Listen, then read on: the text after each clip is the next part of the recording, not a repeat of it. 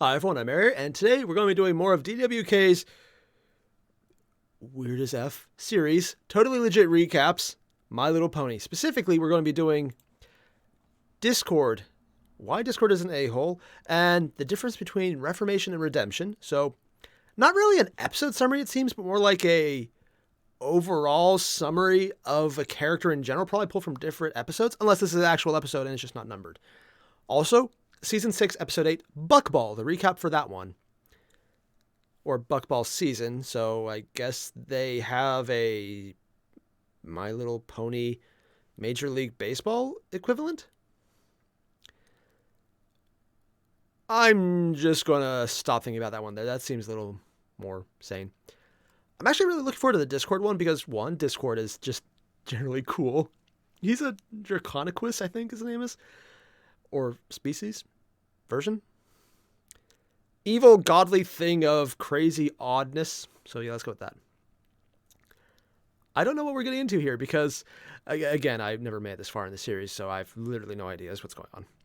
And because, generally, Discord is kind of like an insane, even more overpowered Pinkie Pie at her most meme-tastic.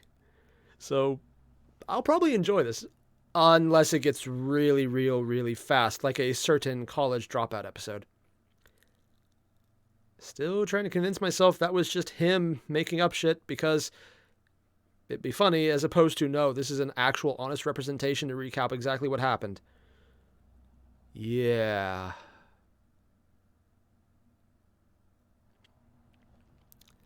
Just gonna keep telling myself that.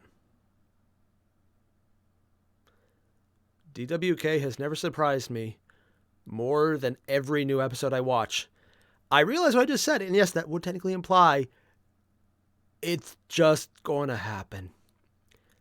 And now that we're doing Discord, I think the most surprising thing is if it stayed normal, makes sense, and it's not crazy. I would never see that coming, except I just said it, so I would, but whatever. You guys know what I mean. This is going to be weird. It's going to be crazy, and it'll probably require a sanity check at the end of it, which I will fail because, yeah. So let's just jump right into it. You guys know the deal. Link below, original videos. Hit them up, and let's get started. No, man, I'm not doing a song cover this time. This asshole doesn't deserve it. Seriously? Okay, so... Oh, he's not a fan of apparently Discord. you guys think I'm an episode reviewer or, God forbid, an analyst now. Yeah, Technically, the ETV analyst part is puts me accurate. in their review posts, so it must be true, right? Oh, God, yes, I think it gets me so many views. Oh, God. What? Oh. I just wanted to make fun, irreverent pony videos, but no. Welcome you to had YouTube, take sir. Everything so They'll never go like you goddamn want. seriously, and it dragged me down to your level. Look, I'm not qualified to analyze anything. You're talking to a... Dude, reviews in general don't require competence. It just requires that you justify what you say. And then other people verify whether they believe your review based on what you've given the reasoning for. That's the only qualification. I'm an English major. The entire qualification to do literary criticism is you have an opinion you can back up. That's basically all criticism. You are very much competent at it. Therefore, you are qualified. It also means that no one is actually unqualified, so you can really see that any way you want.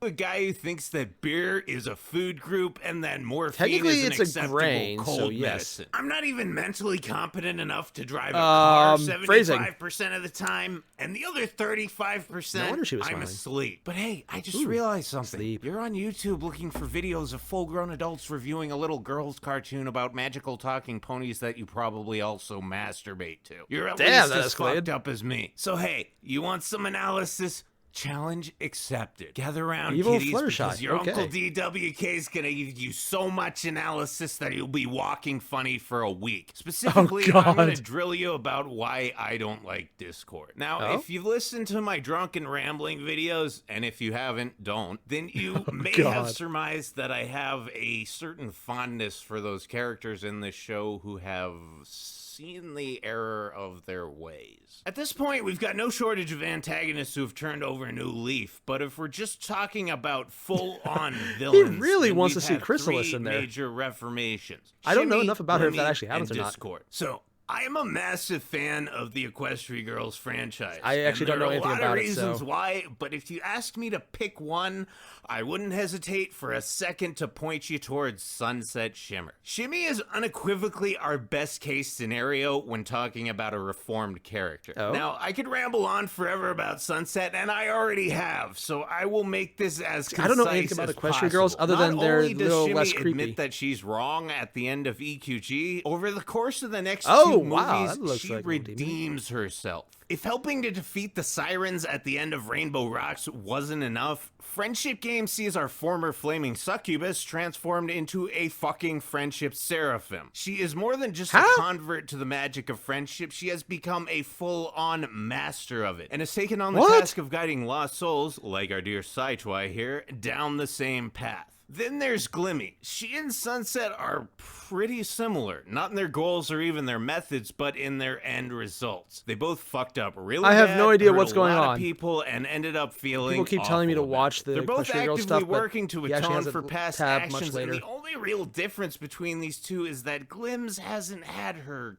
time yet. Whereas Sunset's had these big moments where her efforts towards good have blown anything bad she ever did completely out of the water. Okay, that's freaky to look at. Quite hit her stride like that. She's definitely working for it. She's made some big steps, and I wouldn't be surprised if she got that badass moment in the season 6 finale. But right now, she's reformed and on her way to the big redemption. I think you can tell that's that what these his two difference get is. my metaphorical dick rock fucking hard. So why is it that when we get to Discord, our third major reformed villain, I just gotta roll my eyes and wait for the next episode? The answer is really easy. Discord is a fucking asshole. I won't in any way deny that he was I just got that. fantastic as a legitimate bad guy, or that he was interesting back in Keep Calm and Flutter On when his relationship with Fluttershy was developing. And I know that John Delancey's voice gets all you ladies slick in your nether regions. He has a relation? Hey, what? I'm about as straight as a guy who's obsessed with MLP can be, and it gives me a half step sometimes. Anyway, I had high hopes for Discord after season 3, but all I see when I look at this guy now is a lazy tool. Yeah, he's no longer actively trying to destroy the world, but he's just coasting. He's never attempted to make any kind of practical amends for his previous behavior like Glimmy has, and I think the idea of him, to be fair, at his power level, that might be more dangerous. Sunsets is completely off the table at this point. But bro, you say, he's admitted to being a dick a couple times. In fact, he apologized in this episode. And I say, yeah, dude, that's great. But he's getting a lot of use out of the Rastafarian admitting you're a dick and actually not being one anymore. Discord is a lonely, insecure man-child who thinks he's the smartest guy in the room and that he's the puppet master who's pulling all the strings. Just because you're pulling them doesn't mean you're doing it right. Attempts at manipulating people backfire and he ends up sulking in a corner or forcing out apologies if he has to. He's a Magic the Gathering blue player. He feels bad when everyone finally gets so sick of his shit that the only choice is between fucking off or saying he's sorry. And that's exactly what he does to Spike and Big Mac in this episode. Seriously? He acts like a smartass, throws a hissy fit because he literally can't handle the bants, and then he gets all pouty when they kick him out. Now, the guys end up having a good time in the end, but it's not because Discord's changed. It just so happens that being a histrionic, controlling narcissist who can't do anything without causing drama makes him the most god-tier GM ever. At the very best, he's found a situation where his shitty personality is actually useful. Anyway, the reason I don't pop a boner for Discord like I do for these two is that he doesn't evolve. Shimmy and Glimmy's story arcs aren't just about reformation, but redemption. They're making the effort to scrape their way up out of the respective holes they dug and prove themselves to be good people. The only thing Discord wants to prove is that he's cooler and smarter than everyone else. Did they actually do the scene with the zoot suit? Every time. That kind of character doesn't interest me in the slightest because I spend enough of my life being a douchebag and I have no desire to watch someone else do it. I have no inherent problem with Discord. I just don't see him making any effort to be a nice guy, and like everyone else, I'm getting sick of his shit. I promise you that as soon as he takes a legitimate stab at self-improvement, I'll be sucking his dick just as hard as Sunset and Starlight. Oh, there. I made wrong an analytical pick. Yeah, no, it video, wasn't. and as you know, having just watched it, it was shit. It's not gonna happen again. We will return to our regularly scheduled nonsense next week, and if you don't like it, you can shim-sham my glam-glams. What?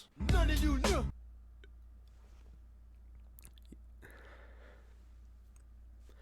Okay, so I guess DWK finally gave in and actually did a character analysis and review because, like he said, people keep thinking he's being serious and is really investigative about it. It's like, hey, dude, it's your fault for making good, valid points. Like I said earlier, the only requirement is that you have reasons to explain your viewpoint. That is the basis of all review. As long as you can justify it and other people find that valid, that is the whole point of it. Yeah. Everything else is just, finding the reasons to understand why you have your viewpoint, coming up with the justifications and why your analysis is valid. Actually having it, anyone can do.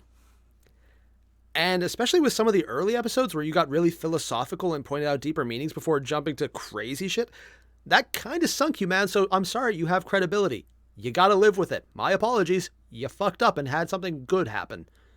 Got to deal with it.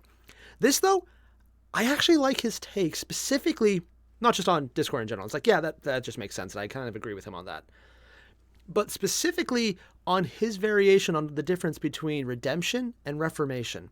Because normally those are treated as a synonymous word. Like one can stand in for the other and you just ignore it. But he's actually making a point to differentiate the extent to which they go. Reformation is trying to get better. Redemption is being better. And I kind of like how there's that two-tiered system in how he understands what they mean. Because it brings a lot of complexity to the word and what it entails. Because, like he said with Glimmy, who, again, I have not got this far in the show. I don't really know much about her other than she was evil, and they say she's still evil, but she's redeemed, but not because she's only reformed, which is now something you can say. I like how his take is very nuanced. Also, dude, if you're trying to say that you're not just some random guy on the internet doing funny shit, putting nuance into just analysis like this, yeah, you're digging that hole yourself, man. It's interesting because he shows exactly what level each is at because of simple word choice, because of what they mean. Now, again, Oxford Dictionary, they're practically synonymous. Doesn't really mean anything.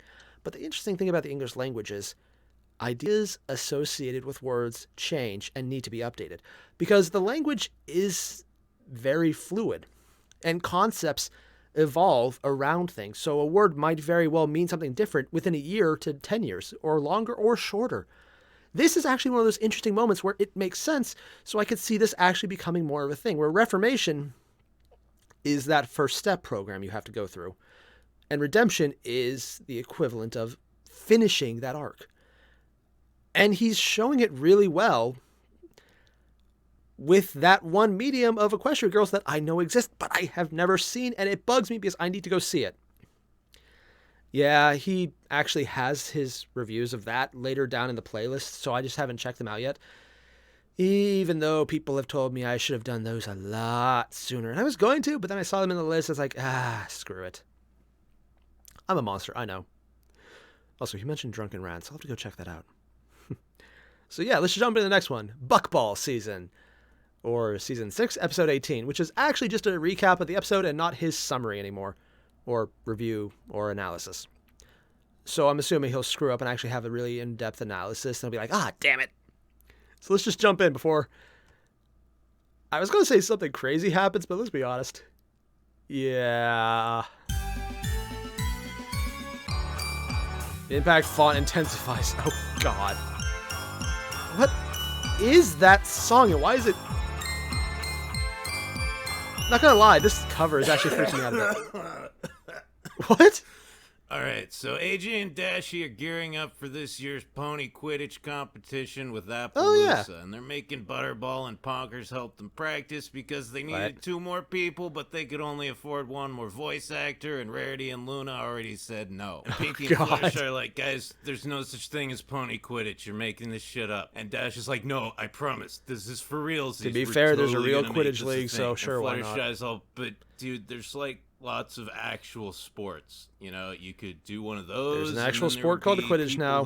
There was a team at my college that you could practice with. And their rules were, if you're not bleeding by the end, it's not done well. So. Why do you have to be such a downer? Oh my God, because, dude, like, you guys are all normal, functional people who are capable of enjoying spontaneity. I just want to stay at my house and have tea with some fucking woodland critters. You're so in other words, she's drop perfectly by, adapted but to a whenever quarantine. you do, it's because we gotta save the world, or I gotta go to the ass end of Equestria and make some some crazy retards I've never met stop screaming at each other. And you know what? It's my own fault. I'm just incapable of saying no because I'm too nice. I'm that is basically her character. Goddamn fucking nice. Oh my god, dude, we get it. Just shut the fuck up. She ain't. What the hell is that hairstyle? Oh my god, Pinkie Pie.